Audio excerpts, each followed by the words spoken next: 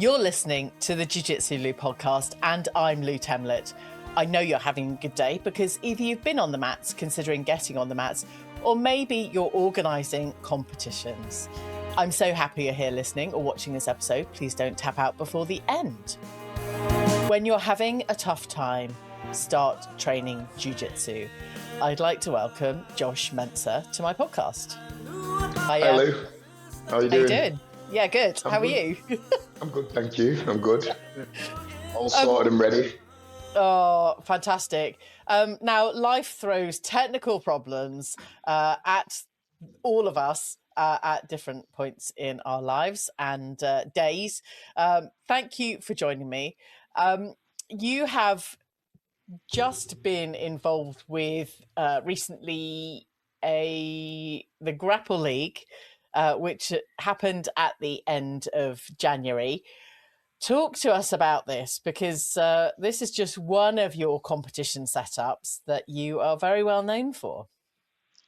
Hi, yeah. So the Grapple League, yeah, we just, the end of January, we've just done the Grapple League, myself and Jaden Broad, who's helped me organise it, Laura Diamond, and, some fantastic referees that we know from Europe that came over to help us do it. It was our second one. It was a small event, only small, beautiful looking production, really nice shiny medals, and we use the Grappling Industries format. So we use the Grappling Industries round robin system, the rule set.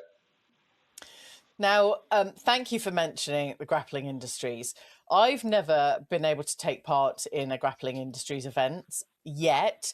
However, I've had a number of guests on the show that have been involved with Grappling Industries in the UK and in the US. Now, the round robin sounds quite exciting. Talk us through the structure for those that may or may not have been part of a Grappling Industries event. So the round robin structure, it's great for a number of reasons. First of all, you're going to get lots and lots of competitive jiu-jitsu, and that's what you sign up to competitions for. We all of us who've competed, we all know the same. You get your first match and you might lose and you're out. In Grappling Industries, even if there's only two of you in the division, we do a best of three.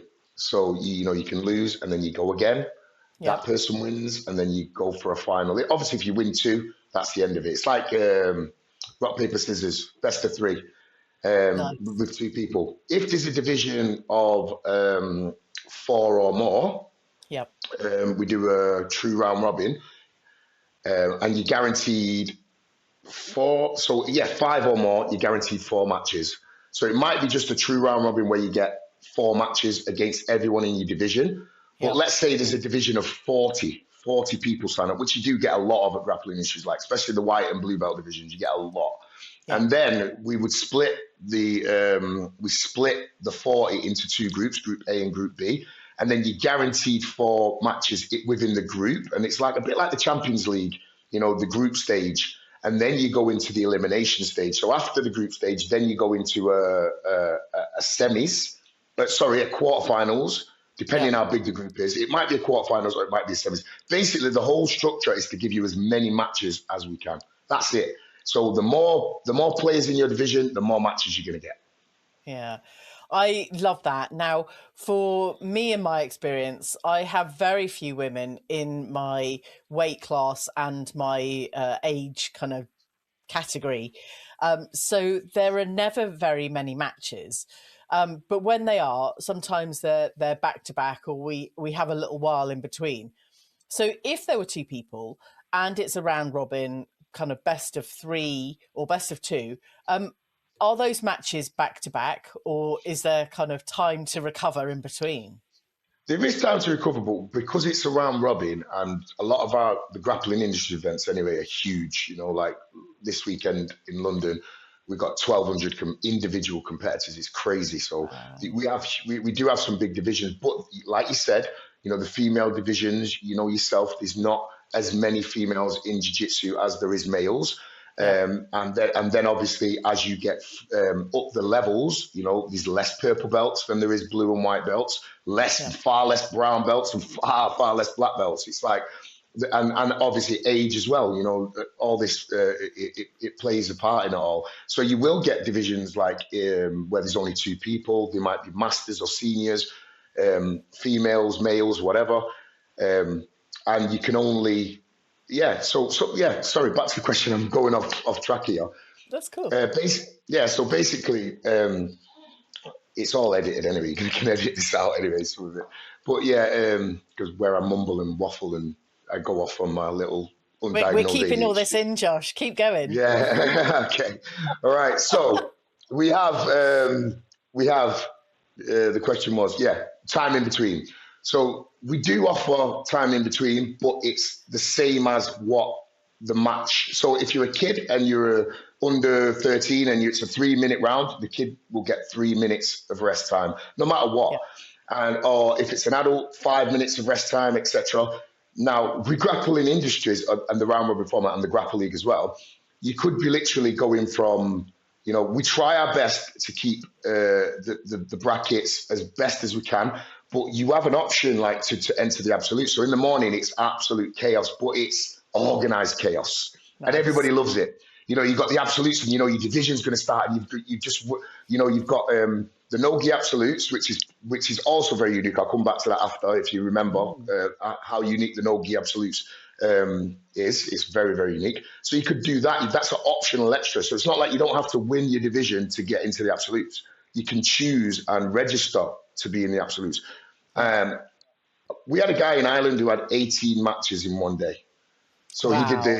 He did the no-gi absolutes. He did his gi absolutes. Then he did his division in gi, and then he did his division in no-gi. And he kept coming up to me trying to pull out, and I kept inspiring him. He knows who he is. He's actually quite a well-known grappler now in Austria. Yeah, I think he just medalled at the Worlds. I'm sure he medalled at the Worlds. Amazing. He definitely did very well at the Worlds. Anyway, this guy, 18 matches. I think he was a blue belt at the time. And he kept saying, I want to quit. I'm saying, no, just carry on. You're going to break the record. And now it's become a thing in Europe at Grappling Industries where guys, they don't want to quit. They come up to me because they don't want to quit. And they're like, I'm not going to quit. I've had 12 matches, but I've still got another 6 potentially. And I'm like, keep going. And it's really fun and it's really nice to see people getting so many matches to the point where they just, we can't carry on. But the 5-minute rest in between, is all that we can really offer, and it's the right amount of rest. Obviously, your division, you'll probably get about 10 minutes, depending.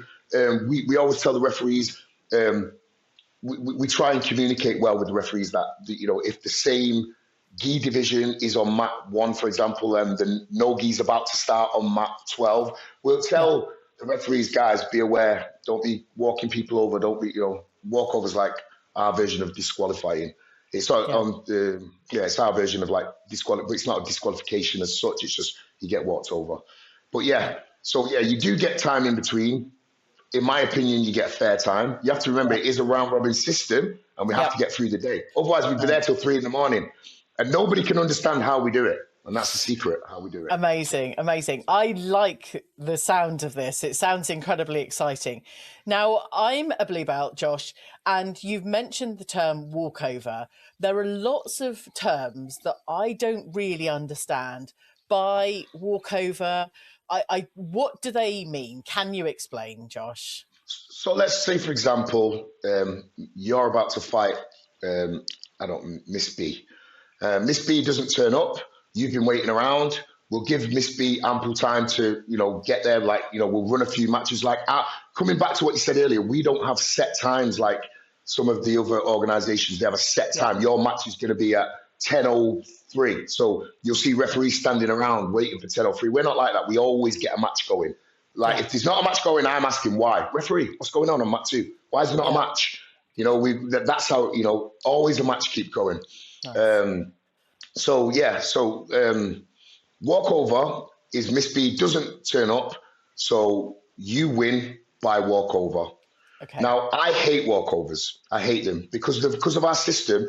Walkovers cause us such a massive headache. If you've got a big group and let's say 2 people, we are looking we're looking at this like the whole world team. We're looking at this.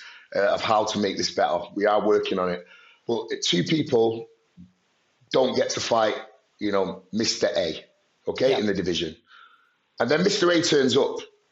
Now, he's not disqualified from the whole, he's still got 2 matches left in his group. So he's allowed to fight.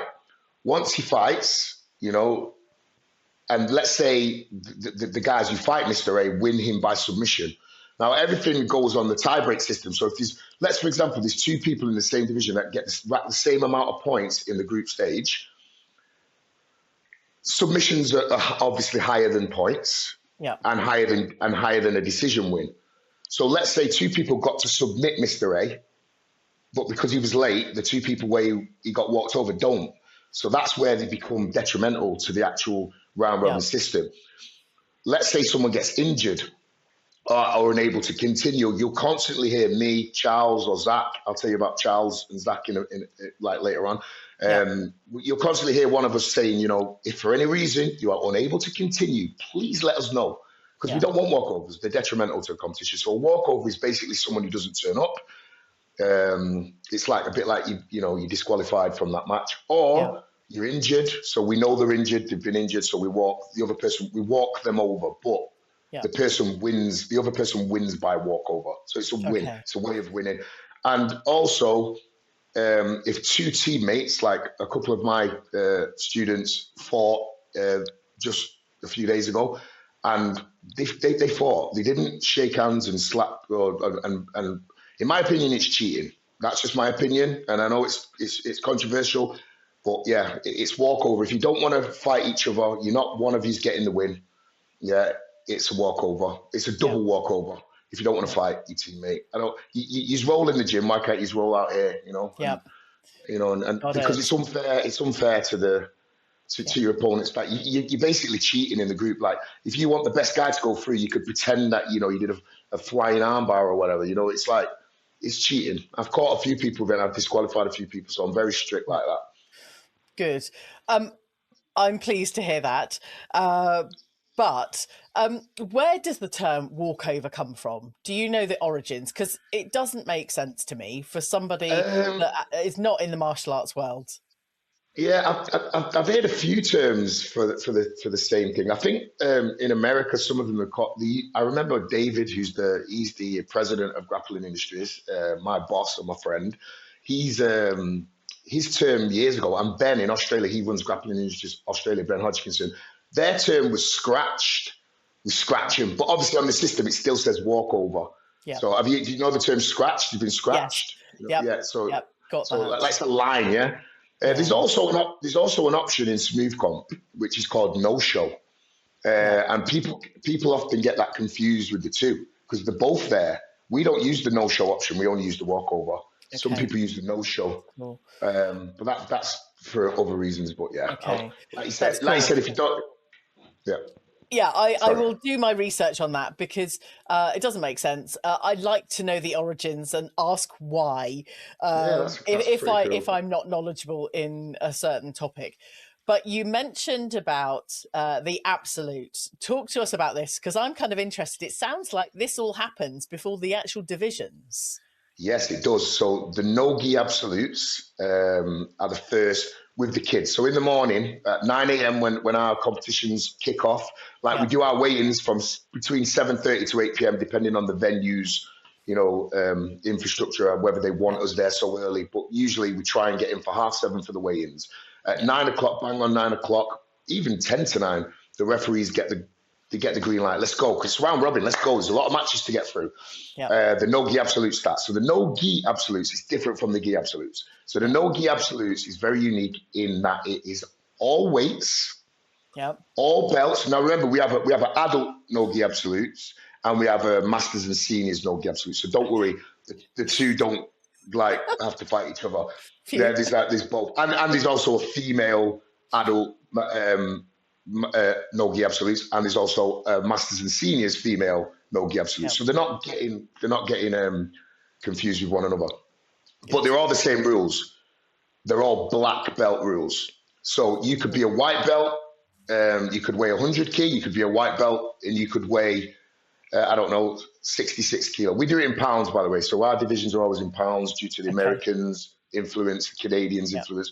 All our divisions are in pounds. So you need to work it out before you enter. You know, go on like a Google calculator and work it out what division you're in. So let's say, for example, you could get a 145-pound white belt fighting a over 200-pound black belt. And it's all under black belt rules. So it's every belt at every level, every weight. Yeah, that's it. And that's what's unique about it. So just so you know, we did a Grappling Industries in the Arnolds a few years ago in America.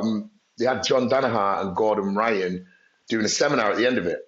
And Gordon fought everyone in the no-gi absolute. So he was fighting white belts, and it actually gives people a chance to fight against guys you would never get the chance to fight against. Yeah. We had Adele Fornerino in, I hope I said your name right, Adele. I apologize if I've not. You know Adele. We had her in Cardiff a few years ago doing the female no-gi absolutes.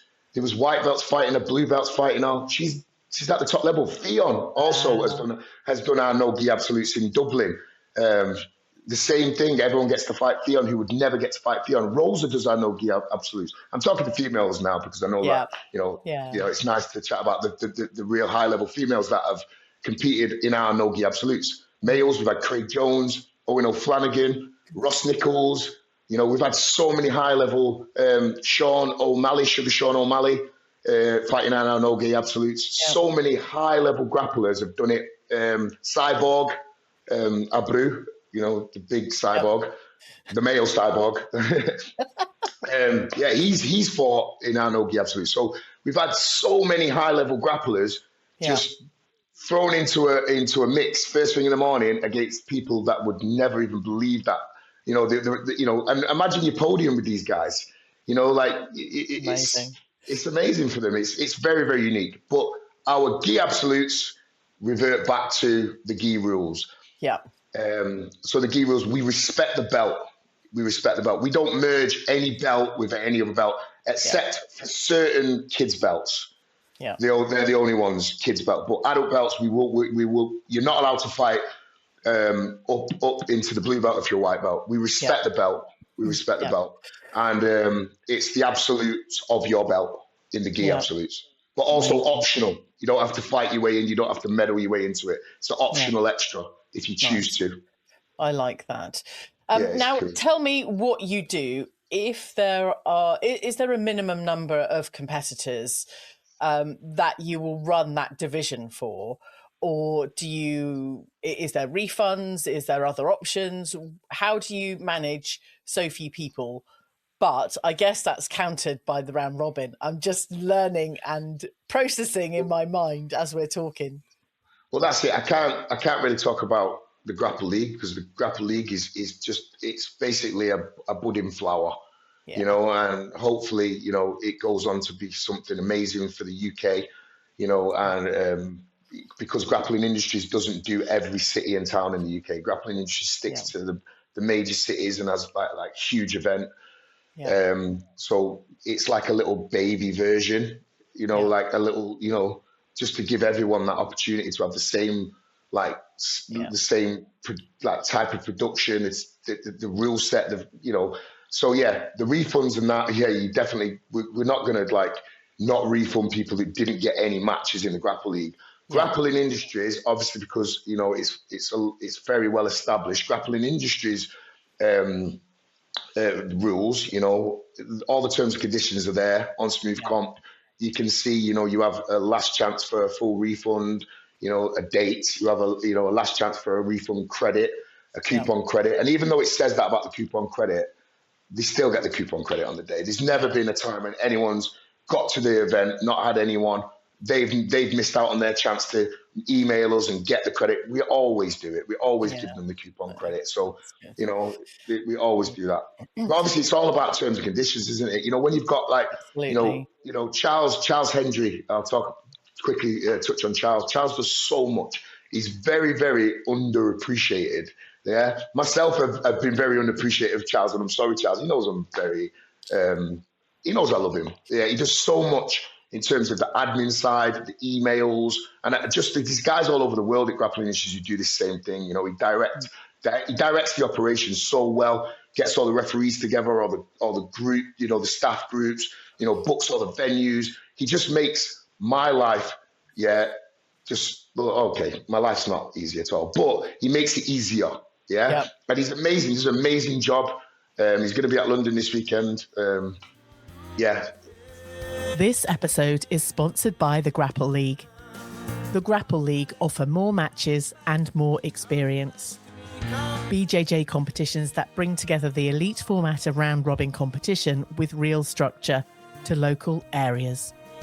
They appreciate not everyone can travel across the country or Europe to compete, so the Grapple League are bringing events to a town near you. With 3 matches per athlete, a clear point system, no advantages and high-level coordination by experienced organisers. When you're ready to join the community, get more matches and more mat time to level up, head over to thegrappleleague.com and sign up to find out where the next event is near you. Also, go and follow at the Grapple League UK over on Instagram. This is the Jiu-Jitsu Lou podcast with me, Lou Temlett, coming to you from the UK. Keep checking out the clips that drop as soon as I've recorded an episode, usually way before the episode goes live. And remember to check out the clips on YouTube, Instagram, and TikTok. Today, I'm having a conversation with Josh Mensah. Josh, let's focus back on you and your journey. Because at the beginning of this show, I mentioned about life feeling quite tough and kind of going through tough times.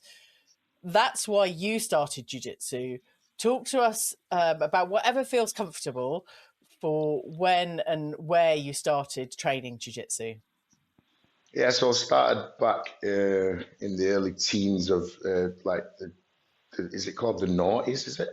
The teen side of it, the early. So like my son had been born, you know, I was a little bit lost in terms of, you know, where I am in the world. I'd trained judo with some guys, you know, before, but I really found a love for Brazilian Jiu-Jitsu in a place called Rochdale with a friend of ours called Camille Tomasuski, who was a judo black belt, but he also did jiu-jitsu and he was a purple belt at the time. He was a real cool guy and I loved what he was doing. It was a proper community gym.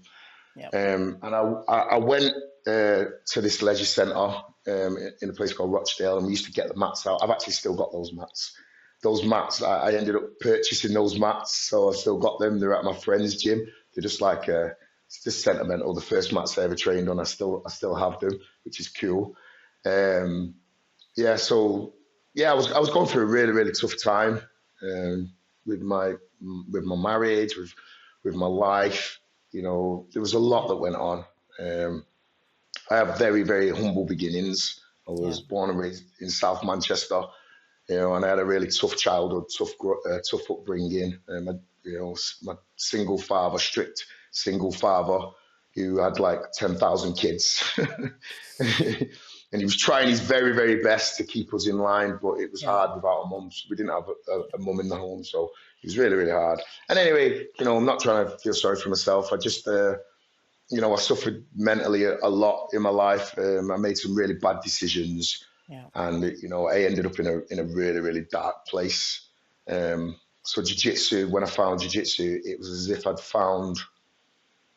I can't even describe it. I feel now. Where I am in my journey now, I feel I owe jiu-jitsu. It doesn't owe me. It doesn't owe me nothing. And everybody who knows me, I hope you all feel that. I hope my energy gives you that. I owe you guys everything. I owe jiu-jitsu everything. You know, I'm not talking about individuals. There's a lot of individuals I feel very indebted to, but I owe jiu-jitsu as a whole everything. And I know it's that old cliche and that old corny, jiu-jitsu changed my life, and it actually did. Yeah. It actually did. It actually did. I think it does for so many people.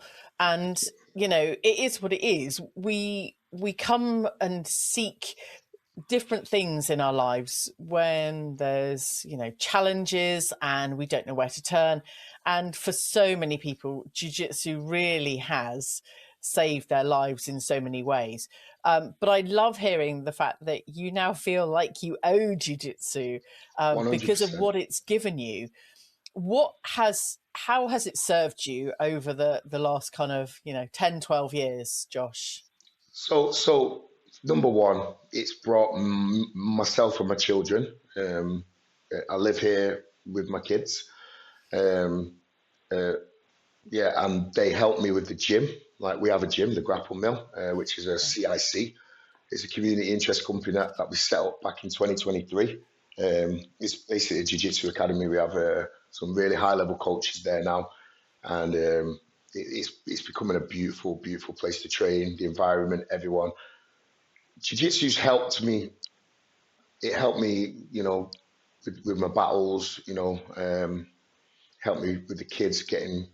There's a lot like it's I don't really want to bring a lot of stuff up about the kids and stuff. It's like because obviously they're involved in it all and stuff. So it's been tough, but they all train. They've trained all their lives. Like my son Josiah, my daughter Josie, and my son Jonah. They've trained all their lives, and it's just amazing that they've shared this with me. They don't really like competing. Jonah does, but he messes about a lot in class. So I tell him when he books up his ideas, then I let him compete. Then I stop him from competing. He wants to compete a lot more than the other two, but the other two just train. And it helps them. They're all doing so well at school. They're thriving. In the grades and stuff like that. So it really keeps them focused. Then obviously becoming a source of my income. I'm probably, I don't know how many people can say that jiu-jitsu pays their bills. I don't know how many people can say that. I don't know like how many people say that. I know obviously there's a lot of black belts that have gyms and it pays their bills and it does that. I feel blessed. I feel blessed. I literally work my socks off for the jiu-jitsu community. I know you don't realize it, but literally I don't have a life other than jiu-jitsu. My whole life is jiu-jitsu. You'll see me in Austria one week, and the next week I'm in Switzerland, and then I'm in Madrid, and then I'm back in the UK, or I'm in Ireland, and it's all for jiu-jitsu. It's all for jiu-jitsu. I think it's fantastic, and having a mindset and a sense of reality that jiu-jitsu does pay your bills. It's about that giving and serving and making it work for you. We can sit either on one end of the mindset where jiu-jitsu can never pay your bills, right the way through to jiu-jitsu is absolutely paying my bills and helping me live the lifestyle that I want to live. I feel like being on the more positive side of that, from a mindset perspective, actually allows all of these incredible things to happen. Now, when you started back in 2014, did you ever think that you would be traveling the world doing what you're doing today? Never. I didn't. I knew though when I first started training, and everyone who remembers me, like I literally felt like I'd been part of the community forever. I even though I'm not, one of the old school, legends. I'm not like these guys. Like I look up to so much, and I always make sure I pay homage to them every city I go. I do my little interviews. I'm not very good at it. I'm not like you. I stutter and but I always try and pay homage to the gyms and the pioneers. I really do. If I see someone, I'm like, oh my gosh, we've got to have a chat. And I sit them down at the head table, and we have these head table interviews. I love seeing your interviews. You are exceptional. I was like, oh my God, if only I could be as good as Josh. No, whatever. Come on. Come on. I'm like, I have to edit it and I don't have any editing team or nothing. I just have my little DJI mic and I just put it on and I just let's chat. And like yourself, we don't script anything. We just talk and sometimes they come out really amazing and sometimes they come out like, what was all that about? Come on, they always come out amazing. We judge ourselves so harshly. I was at a seminar at the weekend, and I'm going to name drop Tanya T in Aguzzi, and she's a black belt, and she was coaching about seeing the good in what other people do. So instead of kind of chastising ourselves and going, oh my God, I can't believe I did that. That was so rubbish, blah, blah, blah. about seeing the fact that actually somebody else has done something really good, and how can you learn from that? And it really shifted my mindset to appreciate the fact that if you adopt that mindset, other people might also have that mindset, and we'll be seeing, like I'm seeing, that your interviews feel amazing, and likewise you for me. But we've got to stop judging ourselves and just Yeah, do no. what feels right and good for Well, jiu-jitsu. yeah, that's right. And I actually am like that as well. Like, even though I'm always criticizing myself, I don't care what people think. I do it. I'll still do it. I'll still say, hey, come over here. You legend. I want to speak to you, please. This is amazing. And I Yeah, just feel like I always feel like in jiu-jitsu, like to people who are not in jiu-jitsu, they don't understand jiu-jitsu. They don't know jiu-jitsu. Like like Leo Teixeira, for example, no one would know outside of jiu-jitsu who he is. But for me, I'm like I'm a little kid. I'm like, can we have an interview? Can we talk? I go, all over talking to these amazing people. yeah, And not only that, they massively support the competition as well. And yeah, and a lot of them, like off camera, they say to me, they do say to me, Josh, we see what you're doing. They see me in my little truck. I literally drive all around Europe in my little 7.5 ton truck, all around Europe. It's crazy. yeah. Like the miles that I put in, and I'm stressed getting from one place to another. And on camera, it just looks amazing. Like, hey, yeah, I'm in another country. Yeah, they don't see what goes on behind the scenes. They Yeah, don't really see all yeah. the stress between me, Charles, David, Zach, all the arguments we have with each other, the blaming, the stress. It's like they just see the end result, the production, Yeah, the yeah, the Instagram yeah. shots, and I literally, genuinely, I've promised that I'm going to run myself to the ground for jiu-jitsu. I really am. Like I'm gonna drop, just drop in the middle of something to do with jiu-jitsu. I'm not going to be in a bed cozy with my feet up. No way. I don't want to. I don't want to. Genuinely, I This, don't want I kind to. of want to shift your mindset. This is raising everything up. This is, you know, giving yourself the appreciation for what you're doing, for the community and kind of the wider audience. I think some of us forget that the things that we do impact lots of individuals in the outside of jiu-jitsu, and hopefully start to bring some of them in and give them intrigue. There's always so many new people starting jiu-jitsu, which I think is amazing. Now, over your journey, you must have seen so many new people through the doors of events and your own club. Give us some kind of sense of reality into how exponentially it's been growing over the years. Yeah, well, that's amazing because we have some like black belts, very high level black belts at the moment who are smashing it on a world stage. Yeah, That literally used to come and help set up with us at the beginning, like because we offer like free entry. Well, not free entry. It's not exactly free, is it? Because they help us set up, but yeah, it's like free entry if you set up. So people email us and they say, hey, I'm in Berlin this weekend. I want to compete. Can I help set up and get free entry? So yeah, and then in a few years' time, we see these all the time. Hey, how's it going? We become friends, and then before you know it, you've got this high level brown and black belts, purple, brown, and black belts, really high level, smashing it on world stages, world champions. yeah, And you're like, I've known you since you was a little kid. Like I've been doing Grappling Industries now for 7 years. yeah, I think I've helped organize close to 200 competitions, and some of these kids now are high level black belts, and me, and some of them affectionately call me Uncle Josh. I get called Uncle Josh. yeah. So I actually like it. Like at first, it became like a joke where like my mate Zach would try and like mock me for my age, but now I'm embracing Uncle Josh. I like that. I actually like it. Nice, And nice. these kids are so high level, like they're Yeah, so high level, yeah, and seeing them now to these little kids who are just helping us, listening to me moaning about this and that, and do this medal, and just biting the lip, thinking, who's this old guy telling yeah, us what to do, and to now being like my friends and respected, yeah, high level grapplers. It's amazing, and yeah. that's the growth I've seen. And Grappling Industries has done so much, and it does not get the credit it deserves for producing so many of these high-level grapplers. And it's all that experience, like the 18 matches in a day, and some of these kids travel around with us. They'll catch a plane to do a big one in Berlin. They'll catch a plane to do one in Dublin, and I'll see them every weekend. Hey, weekend after weekend, after racking up hundreds and hundreds of competitive matches.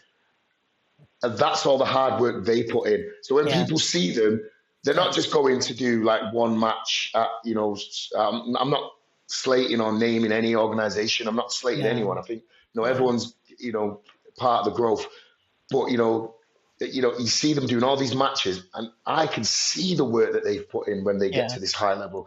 And all those who look and think, how have they got to the high level? Well, that's exactly how they've got to the high level, because they put the work in. They've grafted. Absolutely. They really have. Yeah, it's absolutely about the hard work and the effort and the dedication, the resilience, all of those incredible keywords, and kind of, the focus that so many individuals in the jiu-jitsu community have.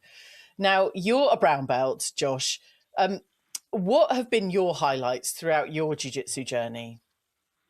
I think my highlights, I like competing. So anytime I've got time, I used to compete a lot.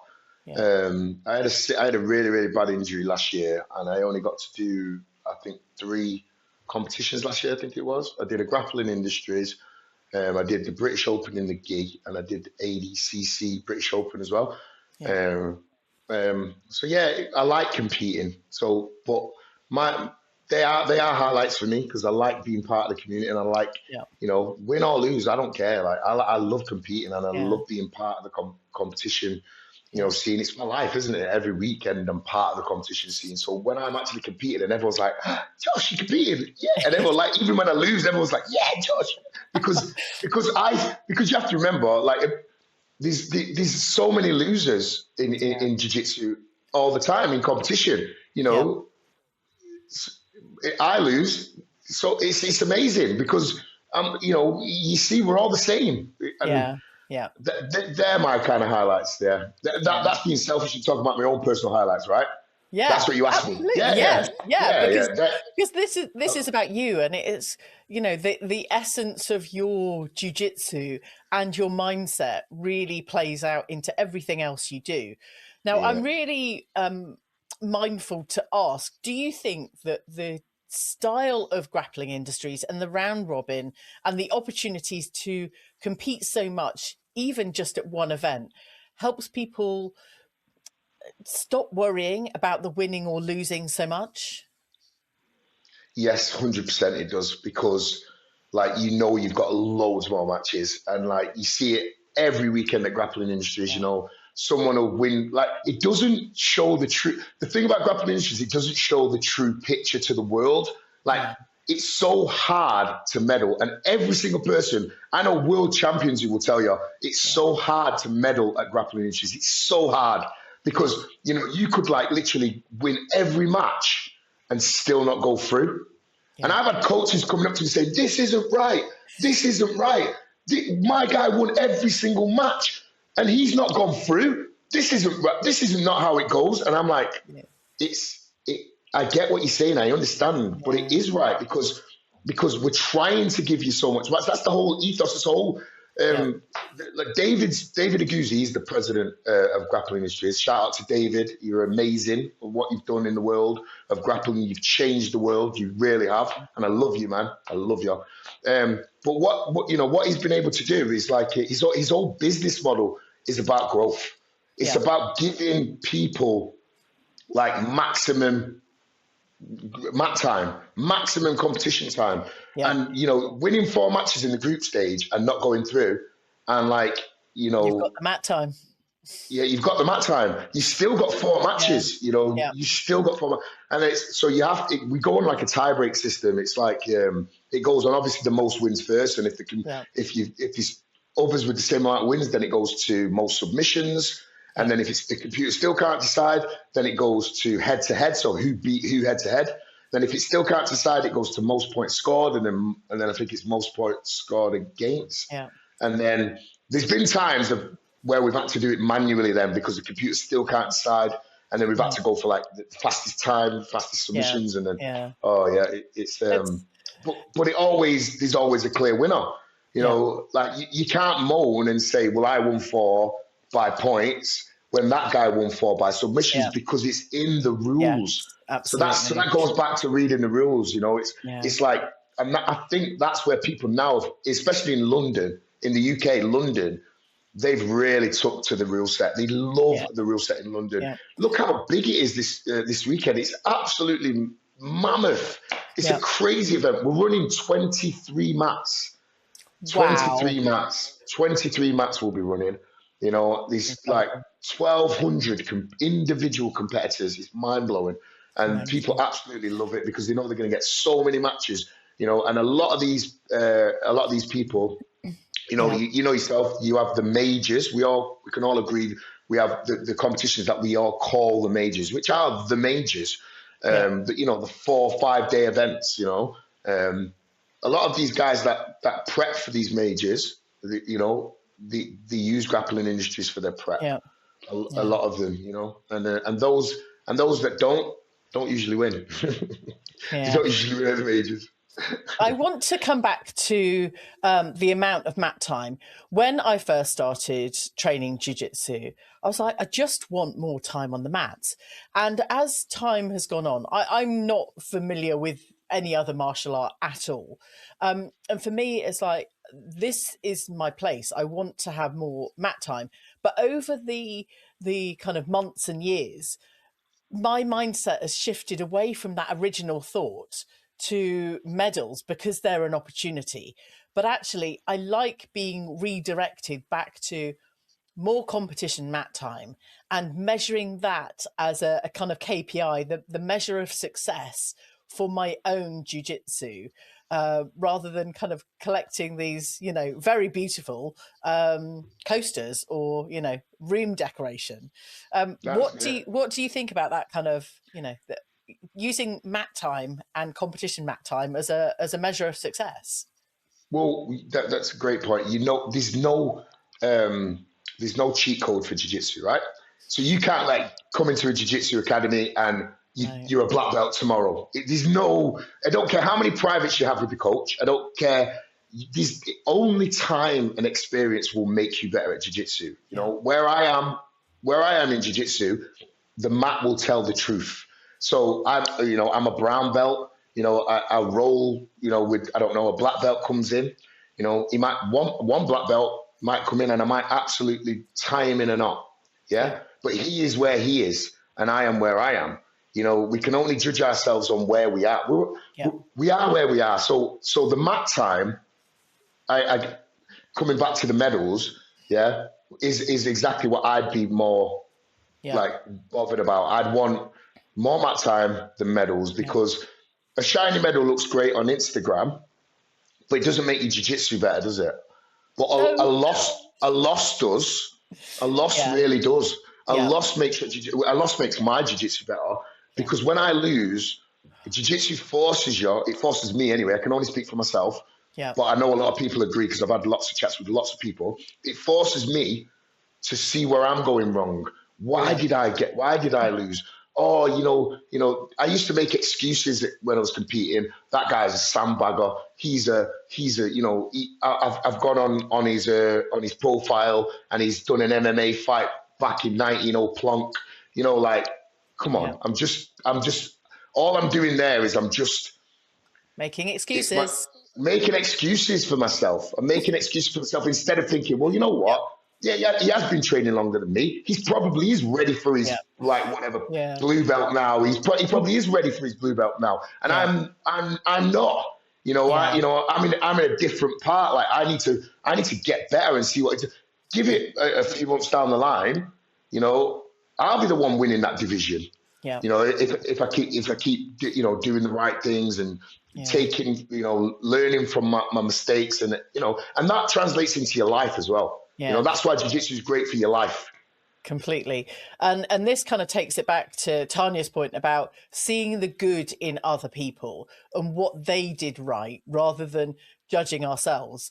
Because I think we can always kind of criticize and judge other people and go, oh, you know, in a negative way. And actually that doesn't serve anything apart from to generate more negativity. And for me, it's about trying to see the positive. How can we learn from other people that do incredible things in this community? Exactly, you know, and that's my mindset totally. Like I always see the good in what other people are doing. Yeah. You know, there's a lot of like, you know, people that, in my opinion, they put themselves in a place of like, I don't know, not authority, but like, you know, they're basically the role model for their gym.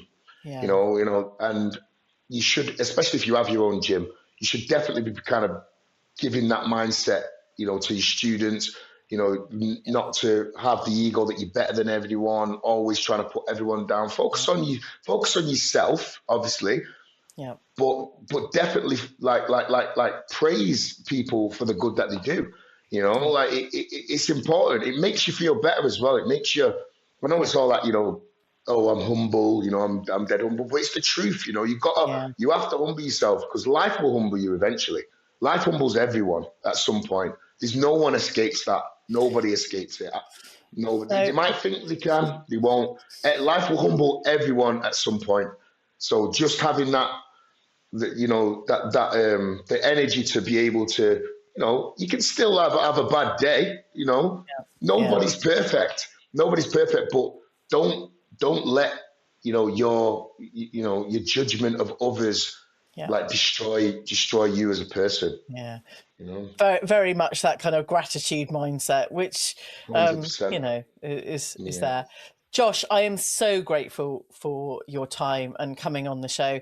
I know you're incredibly busy, so I'm really super grateful that you've managed to find a slot in your international traveling kind of schedule and training and running your club and your events. I wish you all the luck for all of the events that you're hosting, and I will continue to check out your interviews and see what you're doing so great. And I'm going to learn for my game too. And I'll be doing the same with you, watching all your interviews and thinking, oh yeah, thanks, Lou. I'll have that. I'll take that. Thanks. Exactly. Picking up the tips from all these incredible people. How can people follow your journey and all of the things that you're doing, Josh?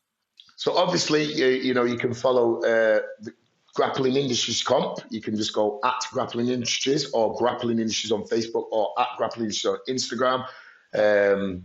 The Grapple League is at the Grapple League UK on Instagram. What else? The Grapple Mill, which is the gym.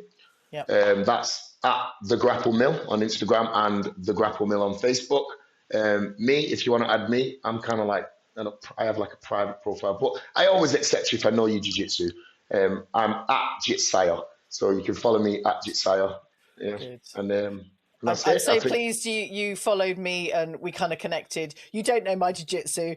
You might want to unfriend should you find out how. No, I've actually saw a bit. I saw like a competition you did not so long back. So yeah, it's cool. Like you're out there competing, Lou, and that's the main thing. You know, you're focusing on you, and you're doing great things for the jiu-jitsu community. Just talking to people, you know, like myself, and just giving us the, you know, a platform to just talk and, you know, waffle. Good. We love some waffles. Right. Go and have a super day, Josh. You too, Lou. Thank you so much. If you've got this far, thank you so much for listening. Let me know who you'd like to see on the show next. I'm always looking for stories, connections, growth in the sport of Brazilian Jiu Jitsu. I hope you enjoyed this episode. Thank you for telling your friends about the show. And as soon as this episode ends, I'd really appreciate you dropping the show a rating and review. And remember to go and subscribe on YouTube. I really would love to hit 1,000 subscribers this year. Thanks again for listening. Catch you on the next episode of the Jiu Jitsu Lou podcast.